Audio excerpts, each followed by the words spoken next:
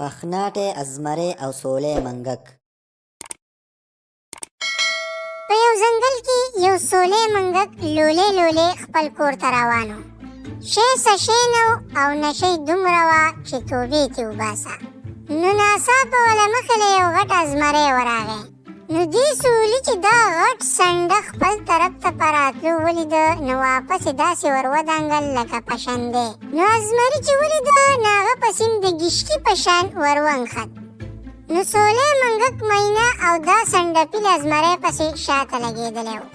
اخر سنډپیل ازمري یو غټ ټوپ و او دا سولې یې د سټه ور ونیو. نو دې سولي ورته فریاد شروع کړو: یا ازمریا مونږه مه خوره، زما واړه واړه مور او پلار دي. نه رښتیا واړه واړه بچي مې دي. د سولي دا ویلو چې د دې غټ پټ سنډپیل ازمري پې زړه خوږ شو.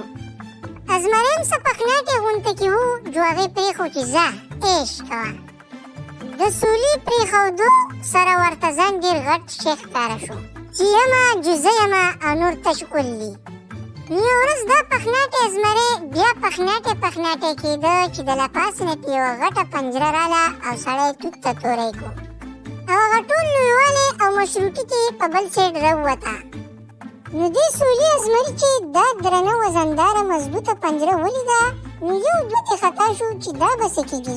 نو په دغه ټایم کې ورته ځان د دوو ټکو ښکاره شو او په چغو شو چې هیلپ هیلپ راشئ ما بچ کوئ.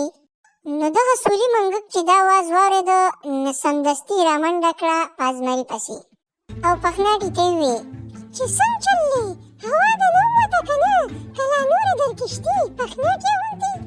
نو ازمري ورته څه سوال مینت وکړو چې دغه منګک پې زړه وسېزه او د پنجرې هغه جاله چې کوم ده هغه یې وشلوله.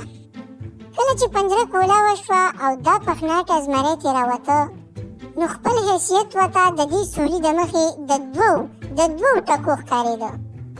نو د سولي هغه ماپي ورته یاده شوه په هغه خپو کې چې پروت و. نو دی بیا سرکوزی په سولي پسې راغی او ماپي ترې وغوښته چې خفه نه شي خو په هغه ټایم کې راته ځان څه شی ښکارېده او نور مې دغه حیثیت دی چې ځان د پنجرې نه قدرې نشم خلاصولی نو زه ستا نه ماپي غواړم. نو سولي ورته وویل چې اوس خو خیر دی خو خدای دې په دې غټه تنه وشرموه دا خو یې ستا سره خوند نه کوي.